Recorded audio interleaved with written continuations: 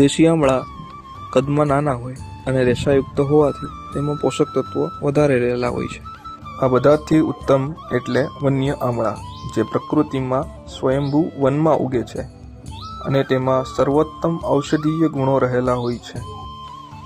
શિયાળામાં આમળાને પક્વ થતાં જ લગભગ 1.5 થી 2 મહિના જેટલો સમય લાગે છે. કારતક અને માગસર મહિનાઓમાં આમળા હજી કાચા હોય છે, એટલે જાન્યુઆરી આસપાસ મળતો ચ્યવનપ્રાશ પણ કાચા આમળાથી બનેલો હોય છે. આમળા પોષી પૂર્ણિમા પછી ધીમે ધીમે પક્વ થાય છે. ચરકાચાર્યએ પણ આમળા લેવાનું વિધાન પોષ, મહા અને ફાગણ સુધીનું ગણાવ્યું છે. એટલે શિયાળાની શરૂઆતમાં થતા આમળાનો રસ થોડો અમ્લ હોય છે અને પકવા આમળામાં તે થોડો મધુર જણાય છે. એટલે આ બંનેના ગુણમાં એટલો જ ફરક છે જેટલો કાચી કેરીનો રસમાં અને પાકી કેરીના રસમાં હોય.